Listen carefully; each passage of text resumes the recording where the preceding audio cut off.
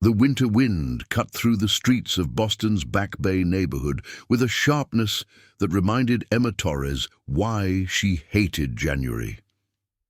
She pulled her thin jacket tighter around her body as she walked the 12 blocks from her studio apartment in Dorchester to the Belmont, one of the most exclusive restaurants in the city.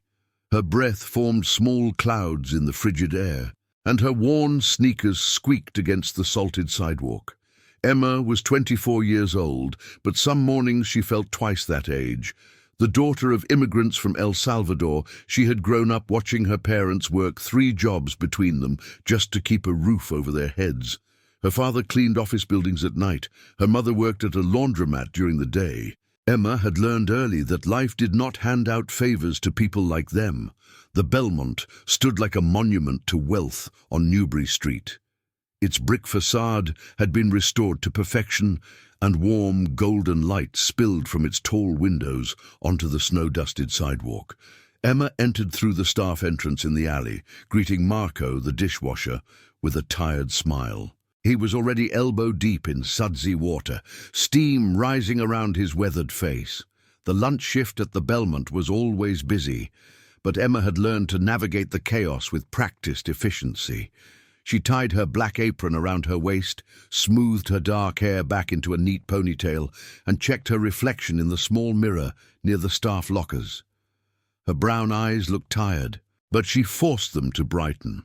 Customers at the Belmont expected perfection, and Emma had become very good at pretending. By 11:30, the dining room was filling up. Emma moved between tables with mechanical precision, taking orders, delivering plates, refilling water glasses. The conversations around her blurred into a familiar soundtrack of business deals, society gossip, and complaints about problems that seemed laughably insignificant. A woman at table 7 was upset because her winter home in Palm Beach had termites.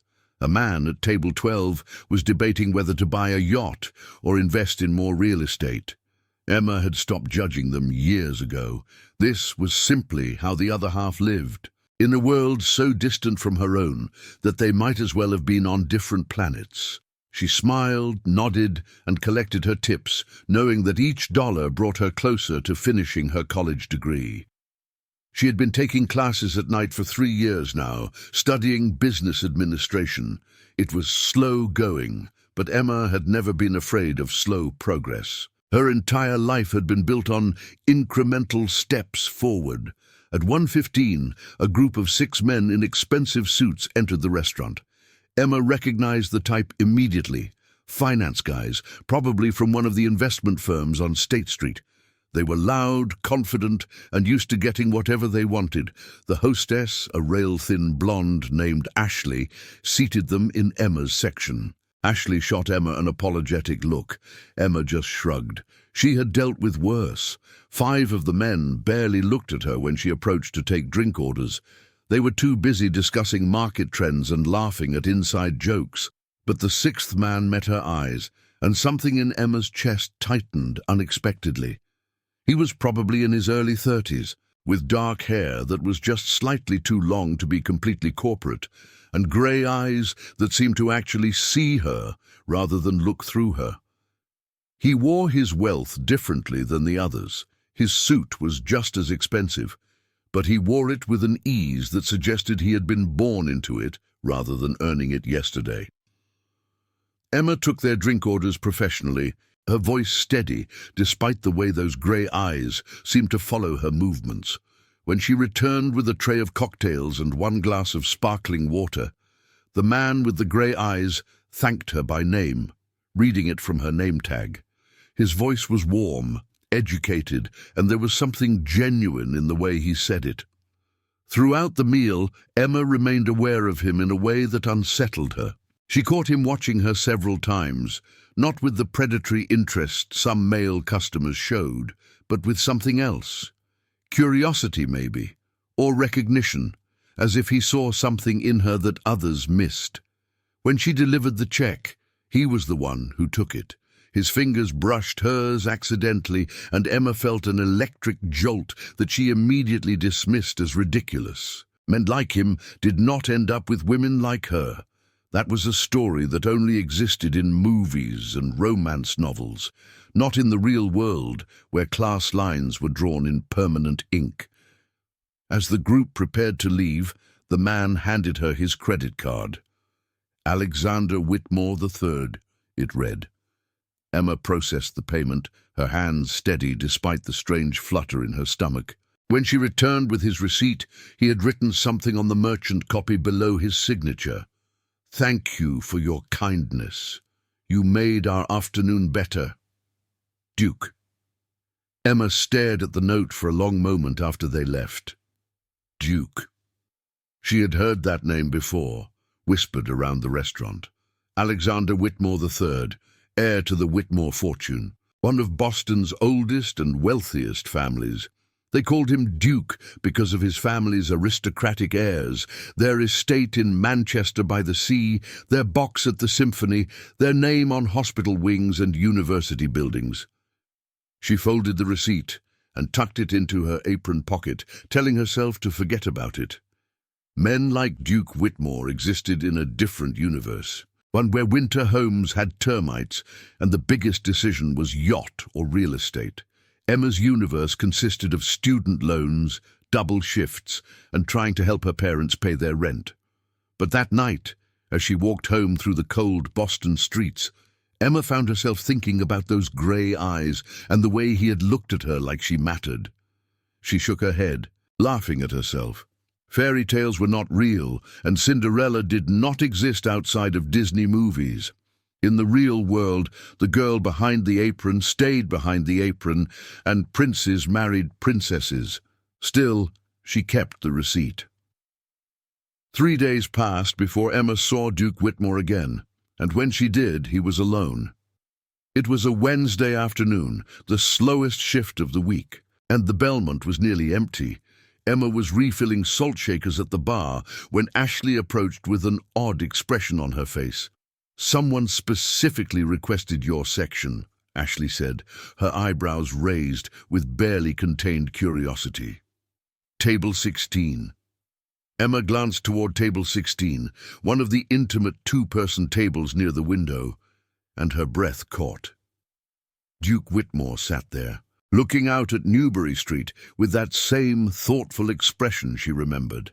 He wore dark jeans and a charcoal sweater today, more casual than before, but still unmistakably expensive. When he turned and saw her looking, he smiled. Emma felt her pulse quicken as she approached his table. She had spent 3 days telling herself that the moment in the restaurant had meant nothing, that she had imagined the connection. But seeing him again, seeing that smile directed at her, made all her careful rationalizations crumble. "Hi," she said, proud that her voice came out steady. "Welcome back to the Belmont. What can I get started for you?" Duke leaned back in his chair, studying her with those grey eyes. "I was hoping you might have a break coming up," he said. "I would love to buy you a coffee." Emma blinked, certain she had misheard. "I'm sorry, what?" "A coffee," he repeated, his smile widening. "Or tea, if you prefer. I'm not picky. I just thought we could talk for a few minutes." Emma glanced around the restaurant. Besides Duke, there were only 2 other occupied tables, both in other servers' sections. Her manager, Richard, was in the back office doing paperwork. Technically, she was supposed to take a break soon anyway, but this was insane. Men like Alexander Whitmore III did not ask women like Emma Torres out for coffee. "I don't think that's a good idea," Emma said carefully, "but I can take your order whenever you're ready." Duke's expression shifted, becoming more serious. "I'm sorry if I've made you uncomfortable," he said. "That wasn't my intention. It's just, I haven't been able to stop thinking about you since last week, and I know that probably sounds strange or inappropriate, but it's true. There was something about the way you moved through that room, the way you treated every person with the same respect, regardless of how they treated you. I wanted to know more about the person behind that kindness." Emma felt heat rise to her cheeks. She was not used to compliments, especially not from men who looked like they had stepped out of a magazine spread. "I appreciate that," she said slowly, "but you don't know anything about me. And I don't know anything about you except what I've heard." "What have you heard?" Duke asked, genuine curiosity in his voice. "That you're very rich," Emma said bluntly. "That your family has been in Boston since before the Revolution. That people call you Duke because your family acts like royalty. That you probably went to Harvard and have never had to work a day in your life." Duke laughed, but it was not a cruel laugh. It was warm and self-deprecating. "All true, except the last part," he said. "I do work, though I'll admit it's not the same as what most people consider work. I manage my family's foundation. And yes, I went to Harvard. Also all the private schools before that. I won't pretend my life has been difficult, because that would be insulting to people who actually know difficulty. But that doesn't mean I'm not capable of recognizing something real when I see it." "And what do you see?" Emma asked, unable to stop herself. "Someone who works harder than anyone in this restaurant and probably gets paid the least," Duke said. "Someone who smiles even when she's exhausted. Someone who's going somewhere, even if it's taking longer than she'd like. Am I wrong?" Emma's throat tightened. "No," she said quietly. "You're not wrong."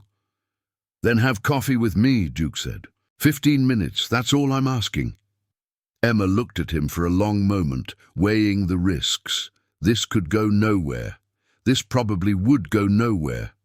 His family would never accept someone like her, and she had no business getting involved with someone from his world.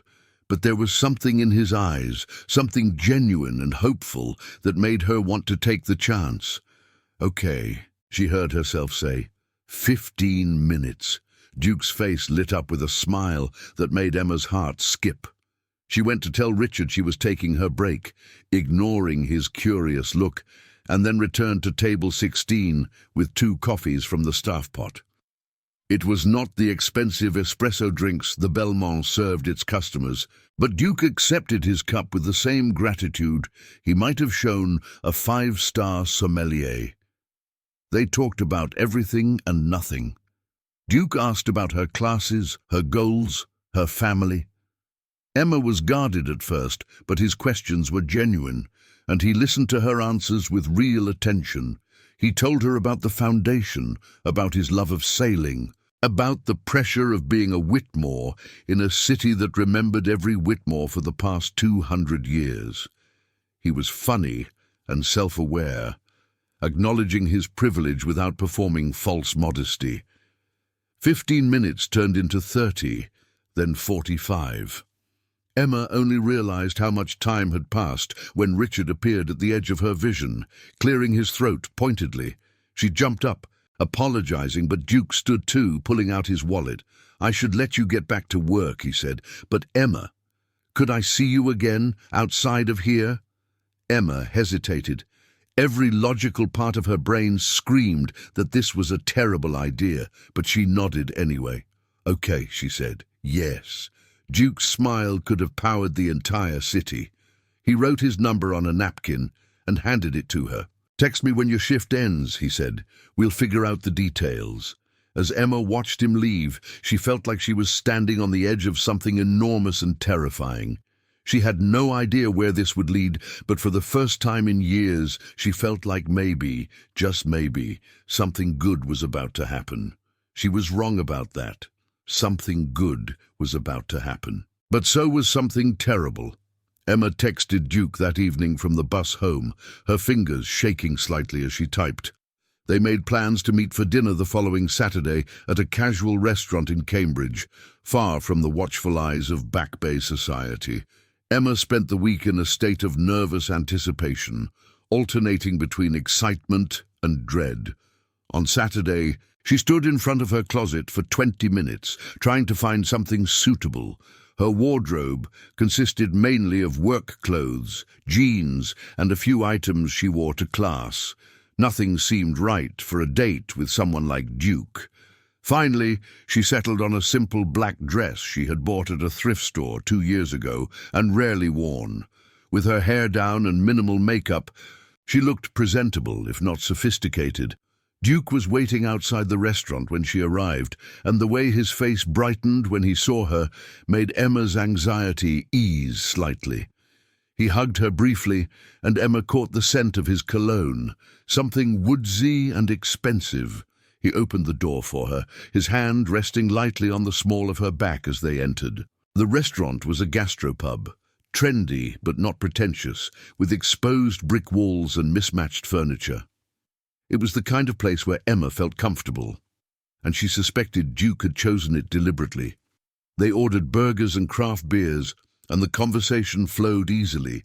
Duke wanted to know everything about her childhood, her parents' journey from El Salvador, her dreams for the future. Emma found herself opening up in ways she rarely did. She told him about her father's determination to give his children a better life, about watching her mother's hands crack and bleed from the harsh chemicals at the laundromat, about her own guilt when she spent money on herself instead of sending it home. Duke listened without judgment, his grey eyes never leaving her face. When Emma finally asked about his life, Duke was candid about its complications. His mother, Victoria Whitmore, ruled the family with an iron fist disguised in pearls and Chanel. His father had passed away when Duke was 16, leaving behind expectations and responsibilities that Duke had been trying to fulfill ever since. He had an older sister, Carolyn, who had married into another prominent Boston family and seemed to enjoy the social climbing. Duke found it all exhausting. "I know I'm supposed to care about who gets invited to what gala or which family is buying which estate," Duke said, his voice tinged with frustration. "But I just don't. It all feels so empty. Everyone's performing all the time, trying to maintain these images that don't even reflect who they really are. I want something real. Does that make sense?" "It makes perfect sense," Emma said. "But real is messy. Real is complicated." "I like messy and complicated," Duke said, reaching across the table to take her hand. His thumb traced circles on her palm, and Emma felt warmth spread through her entire body. They talked until the restaurant began closing, and then Duke walked Emma to the Red Line station. At the entrance, he hesitated, his hands in his pockets. "I had a really good time tonight," he said. "Can I see you again?" "Yes," Emma said, surprising herself with how much she meant it. Duke smiled and leaned down, pressing a gentle kiss to her cheek. "Text me when you get home safely," he said. "Please." Emma nodded, too overwhelmed to speak. She descended into the subway, her cheeks still tingling from his kiss, and allowed herself to smile the entire train ride home. Over the next 6 weeks, Emma and Duke fell into a pattern. They met twice a week, sometimes for dinner, sometimes for walks along the Charles River or visits to small museums in Cambridge. Duke kept their relationship deliberately away from his usual haunts, and Emma was grateful for the privacy. She knew that the moment his world discovered them, everything would change. Duke was different from anyone Emma had ever known.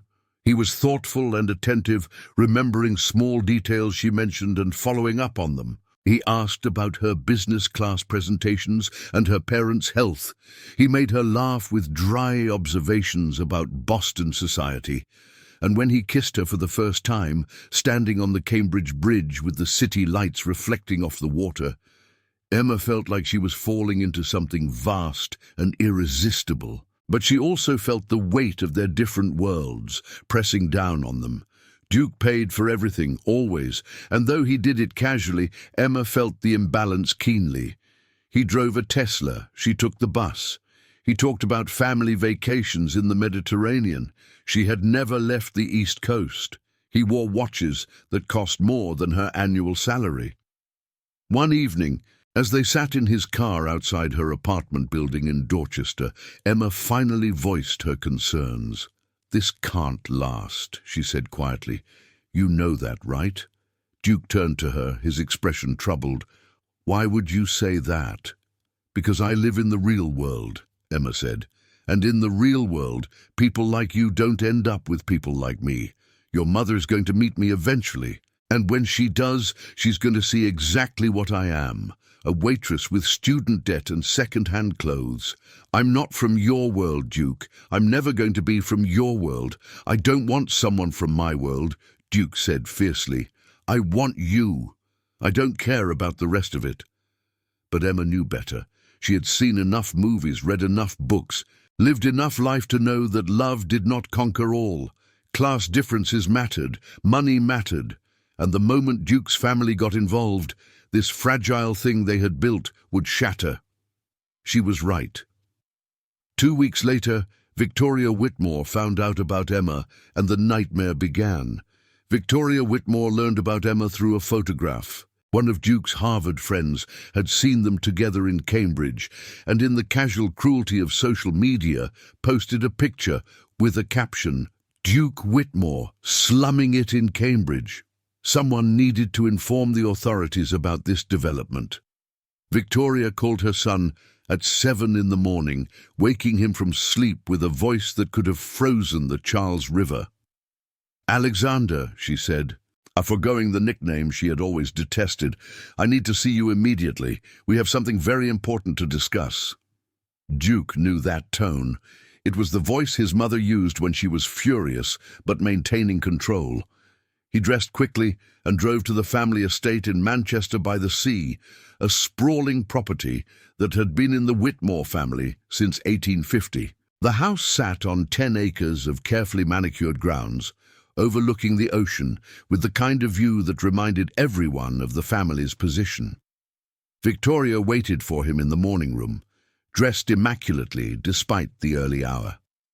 She was 62 years old, with silver hair styled perfectly, and the kind of posture that suggested someone had once balanced books on her head. When Duke entered, she did not stand or smile.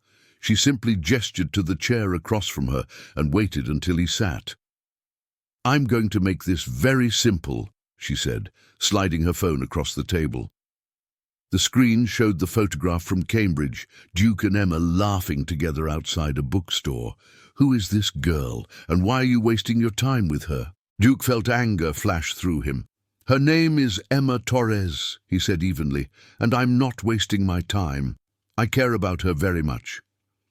"Emma Torres," Victoria repeated, as if the name itself was distasteful. "And what does Miss Torres do? Let me guess. She's a student at one of the local colleges, perhaps working part-time to support herself." "She's a student at UMass Boston," Duke said. "And she works at the Belmont. She's one of the hardest working people I've ever met, and—" "The Belmont," Victoria interrupted. "She's a waitress. You're dating a waitress. Do you have any idea how this looks, Alexander? Do you have any concept of what people will say?" "I don't care what people say," Duke shot back. "Emma is intelligent, kind, and ambitious. She's putting herself through college while supporting her family. She's worth 10 of the women you've been trying to set me up with." Victoria's expression hardened. "Those women are from good families," she said coldly. "They understand our world, our expectations, our responsibilities. This Emma Torres, no matter how hard-working she might be, will never belong in our circles. She will embarrass you, embarrass this family, and I will not allow it. You don't have the right to allow or disallow anything in my personal life," Duke said, standing. "I'm 32 years old, not 16. I make my own decisions. As long as you bear the Whitmore name and benefit from the Whitmore fortune, you have obligations," Victoria snapped. "And one of those obligations is to maintain the standards this family has upheld for generations. I will not watch you throw away everything your father built for some passing infatuation with an unsuitable girl." Duke stared at his mother, seeing the rigid determination in her eyes. There would be no reasoning with her, no appeal to compassion or understanding. In Victoria Whitmore's world, there were people who belonged and people who did not, and the lines between them were absolute. "I'm sorry you feel that way," Duke said quietly, "but I'm not ending things with Emma. If you can't accept that, then we have nothing more to discuss." He walked out before Victoria could respond, his hands shaking with anger and frustration. He drove back to Boston too fast, his mind racing. He needed to warn Emma about what was coming. because Victoria Whitmore did not make empty threats. If she saw Emma as a problem, she would find a way to eliminate that problem. Duke was right to worry. 3 days later, Emma received a phone call at work from someone claiming to be a researcher for a Boston magazine. They asked if she would be willing to be interviewed about her relationship with Alexander Whitmore III for an article about cross-class relationships in modern Boston. Emma, naive and unprepared, agreed. The article that appeared 2 weeks later was brutal. It painted Emma as a gold digger, a social climber using her looks to snare a wealthy man. It mentioned her family's immigrant status, her student debt, her job as a waitress. It included quotes from anonymous sources, clearly Victoria's friends, questioning Emma's motives and character. One quote stood out, burned into Emma's memory forever. "She is fundamentally unfit for someone of Alexander's position. It's embarrassing for the entire family." Emma read the article on her phone during her break at the Belmont and felt her entire world collapse. The restaurant staff had seen it too, and the whispers started immediately. Even Richard, normally kind, looked at her with something like pity mixed with disgust. Her co-workers stopped talking when she entered the break room. Customers who recognized her from the photograph stared with undisguised judgment. Duke was furious when he saw the article. He tried calling Emma repeatedly, but she did not answer. She could not. The humiliation was too overwhelming, the pain too raw. She had known this would happen, had warned Duke it would happen. But the reality was so much worse than she had imagined. The entire city of Boston now knew her as the unsuitable waitress, the unfit woman trying to climb above her station.